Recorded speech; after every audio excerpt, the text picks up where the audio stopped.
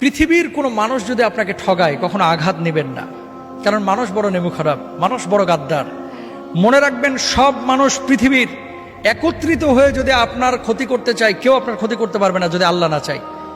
মানুষ মানুষকে ঠগাইতে পারে, সন্তান বাবাকে ঠগাইতে পারে, বাবা সন্তানকে ঠগাইতে পারে, স্বামী তার স্ত্রীকে ঠগাইতে পারে। আল্লাহ কখনো তার বান্দাকে ঠগান না, কখনো না। আল্লাহ কখনো তার বান্দাকে ঠগান না। বরং ডাকার মতো যদি ডাকেন, আল্লাহকে বলার মতো যদি বলেন, সে আল্লাহ সুবহানাহু ওয়া তাআলা আপনার ডাকে সাড়া দেবেন। আপনি মনে করছেন যে এত ডাকলাম আল্লাহ তো সাড়া দিচ্ছে না, কে বলছে দেয় নাই? কিছু কিছু সময় এটা আপনি বুঝতেছেন ভুল।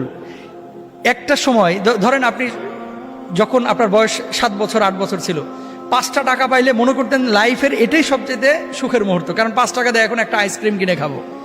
কিন্তু ওই সময় যদি 5 কোটি টাকা আপনারা দেওয়া হতো, 5 কোটি টাকার ভর আপনি সামলাইতে পারতেন না। এই 5 কোটি টাকা আপনি কি করবেন, তাই না? আপনি কখন কোনটা আপনার জন্য প্রয়োজন এবং কোনটা কখন আপনাকে দিলে আপনি এটাকে যথাযথভাবে কাজে লাগাইতে পারবেন, এটা আপনিও জানেন না, আমিও জানি না। জানেন কে? আল্লাহ সুবহানাহু ওয়া তাআলা।